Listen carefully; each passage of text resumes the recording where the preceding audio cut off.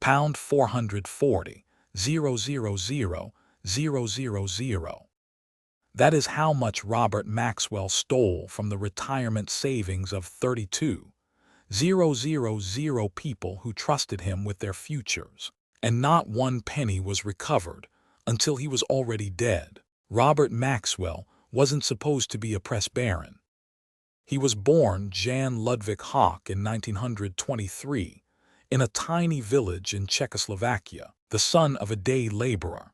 He survived the Nazi occupation, escaped, joined the British Army, won the Military Cross, and changed his name. By the time the 1960s arrived, Maxwell had built a publishing empire from nothing, had become a member of Parliament, and was the kind of man who genuinely believed his own legend. He was large in every sense. Enormous physical presence, volcanic temper, a yacht named Lady Ghislaine, and a mouth that moved faster than any accountant could follow. He bought the Mirror Group newspapers in 1984 for £113 million.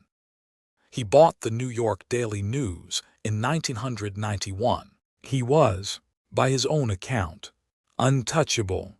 But the empire had a problem that Maxwell had been solving in a very particular way for years. The businesses were hemorrhaging cash.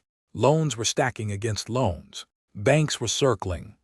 And sitting right beneath his feet, quiet and legally separate, were the pension funds of his employees. 32,000 workers at Mirror Group and associated companies had paid into those funds their entire careers, believing the money was protected. Under British law at the time, it was supposed to be held in trust, completely ring-fenced from the parent company. Maxwell apparently treated that ring fence as a suggestion. Here is how it allegedly worked, and it's important to understand the mechanism, because this wasn't a smash and grab. This was a sustained, years-long looting operation dressed in the language of finance. Maxwell and his associates allegedly began using the pension fund assets as collateral for loans taken out by Maxwell's private companies. In practice, this meant that shares owned by the pension funds were quietly pledged to banks as security for borrowing that the pensioners knew nothing about. The shares didn't disappear overnight. They were still technically listed on the books. But the moment Maxwell's private companies defaulted, the banks would have a legal claim on those shares. The pensioners would have nothing. The entire operation allegedly ran through a web of private companies, with Maxwell sitting at the center, controlling the flow of information. Auditors saw pieces. Nobody, allegedly, saw the whole picture. Or if they did, they said nothing. The amount that eventually came to light was £440 million. That isn't a rounding error. That isn't a bad quarter. That is nearly £500 million taken from the retirement accounts of teachers, printers, journalists, and office workers who had worked their entire lives on the promise that the money would be there. The unraveling didn't begin with a whistleblower or a regulatory investigation. It began with a body. On the night of November 5, 1991, Robert Maxwell fell from the deck of his yacht, the Lady Ghislaine, while it was sailing near the Canary Islands. He was 68 years old.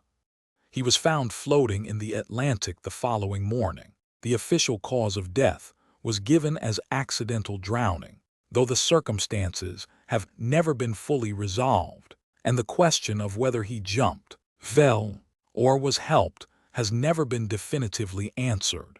What matters for the story of the money is what happened next. Within days of his death, the banks started making calls.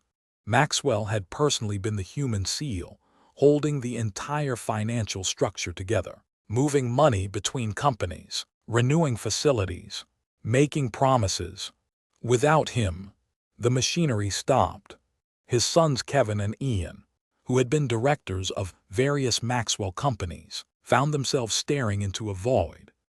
The private side of the empire owed approximately £4 billion. £4 billion, against assets that were largely illusory or already pledged to creditors. It was during the frantic accounting that followed that investigators first began to see the pension fund. Trustees and auditors, trying to locate assets, discovered that large blocks of shares which were supposed to be sitting safely in the pension portfolios had been used as collateral. The shares were gone. The loans were real. The hole in the Mira Group pension fund alone was approximately £350 million, with further losses across related funds, bringing the total to around £440 million. For the 32,000 workers and retirees who had contributed to those funds, the timing was catastrophic in a very specific human sense. People who had already retired and were drawing their pension saw their payments cut immediately. Those approaching retirement found their expected income slashed. A retired printer who had spent 30 years at a Mira Group title and was receiving, say, £80 a week, might suddenly receive far less with no warning and no recourse. These were not wealthy investors who had taken a risk. These were people for whom the pension was the plan. The political and legal aftermath moved on multiple fronts simultaneously. The government was under pressure to act. Questions were asked in Parliament about how this had been allowed to happen, how the regulatory structure had permitted a single individual to allegedly loot pension funds of this scale, for what investigators believed had been going on for several years. A compensation scheme was eventually assembled, drawing on contributions from banks that had allegedly been aware of Maxwell's financial structure, from Mira Group itself following its flotation, and from public funds. The settlement, reached in 1995, recovered something in the region of £276 million for the pensioners, which was substantial but still left a gap. Not everyone was made whole. Kevin Maxwell and Ian Maxwell were charged with conspiracy to defraud in connection with the pension fund losses. The trial was one of the longest and most expensive fraud trials in British legal history, running for 8 months. In 1996, both men were acquitted. The jury found that the prosecution had not proven its case to the required standard. The verdict was controversial. The money was gone. Nobody went to prison for taking it. What did change? And this is the concrete legislative legacy that sits inside every British pension scheme today, was the law itself. The Pensions Act 1995 was directly shaped by the Maxwell scandal. It created the Occupational Pensions Regulatory Authority, imposed much stricter rules on the separation of pension funds from their sponsoring employers, required independent trustees, and established clearer audit trails. The scandal didn't just expose a crime. It exposed a gap in the architecture of financial protection that the law had simply not anticipated because nobody had imagined it being exploited at this scale. There is a pattern that runs through almost every financial collapse at this magnitude, and it's worth naming it clearly. The mechanism is almost always the same. A person or an institution builds a structure of borrowing that exceeds what the underlying assets can support. When the gap becomes critical, they reach for money that isn't theirs to reach for. It might be customer deposits. It might be investor capital. It might be, as in this case, pension savings held in legal trust for people who will never sit in a boardroom. The reach happens quietly, behind language that sounds technical and official, in spaces where the oversight is slower than the movement of money. And it works until the person holding it all together is no longer there to hold it.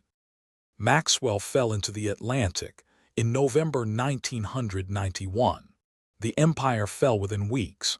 The pension funds had already been hollowed out long before anyone looked. 32,000 people spent years not knowing the money was gone. That is how £440 million disappears. not in one dramatic moment, one quiet transaction at a time, until the drawer is empty and the man who emptied it's at the bottom of the sea.